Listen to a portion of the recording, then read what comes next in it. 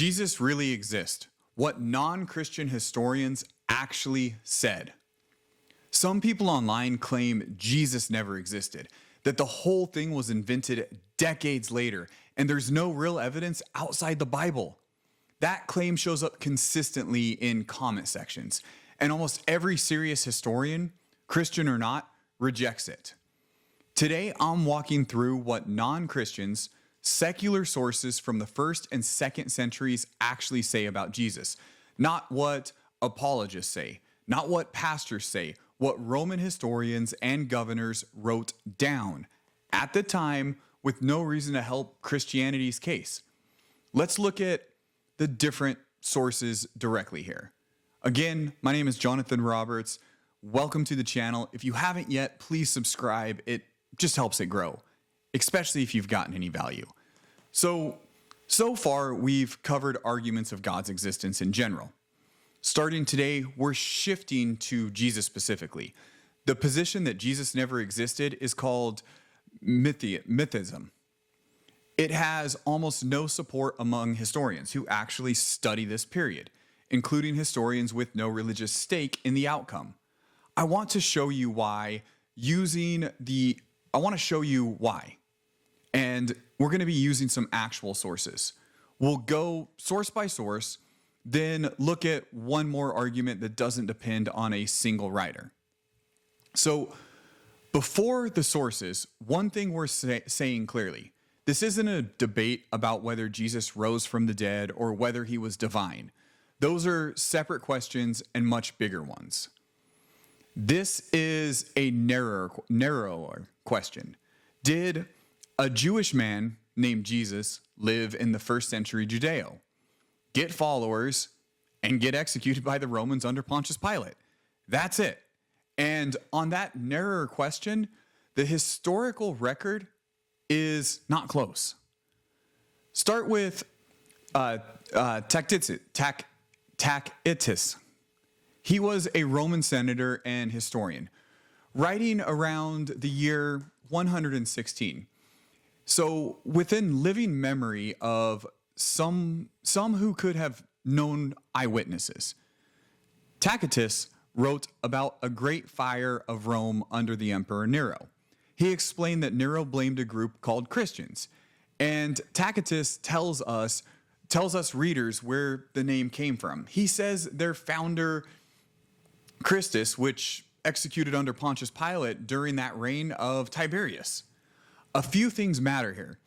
Tacitus was not Christian. He had no reason to help Christianity look legitimate. In fact, he describes Christianity as a destructive superstition.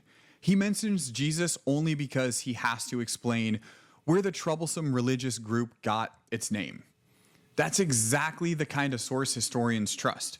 Hostile, independent, and casually confirming a detail rather than promoting it. Tacitus isn't alone, though. Suetonius, and I'm slaughtering these names, I apologize, trying to be as accurate as I can, another Roman historian writing around the same period mentions that the Emperor Claudius expelled Jews from Rome because of disturbances at the instigation of Christus. Tough words. A common misspelling of Christ. Most historians read this as an early garbled reference to conflict stirred up and by the spread of Christianity teaching among like Roman Jews. Pliny the Younger was a Roman governor writing to the Emperor Trajan around the year 112. He describes interrogating Christians directly and reports that they met regularly to, quote, sing hymns to Christ as to a god. Pliny isn't defending Christianity. He's asking his emperor for the instructions on how to punish it. Then there's Josephus, a Jewish historian writing around the year 93, decades before any of the others. Josephus refers to Jesus twice. including once while describing the execution of the brother of Jesus who was called Christ, a man named James. Scholars debate exactly how much of Josephus' language about Jesus was altered by later Christian copyrights. But the core reference to Jesus' existence and his brother James are considered authentic by a large majority of historians. So we got 4 separate writers, 2 of them openly hostile to Christianity, none of them Christians, all of them treating Jesus as an obvious historical figure, not a myth that someone might need to argue for. So here's the objection you're going to hear most often. These writers didn't investigate anything. They just repeated what Christians were already saying. That doesn't hold up well under examination. Tacitus was a senator with access to Roman records. Writing with open contempt for Christians, not favored. If he'd had a reason to doubt Christus was real, executed figure, a hostile historian is exactly the kind of person who'd say something. But he didn't. And then Pliny wasn't repeating Christian claims at all. He was personally interrogating Christians as a Roman governor and describing what he found firsthand.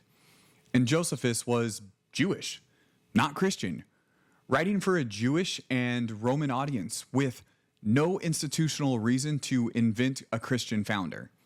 None of these men needed Christianity to be true.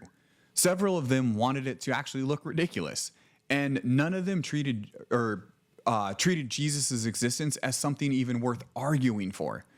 To them, it was simply a known fact. Now, here's an argument that doesn't rely on any single writer at all. Within about 30 years of Jesus' death, a Jewish Masonic movement had spread from a small province at the edge of the Roman Empire all the way to Rome itself, the capital of the empire that had executed its founder. Think about what that requires.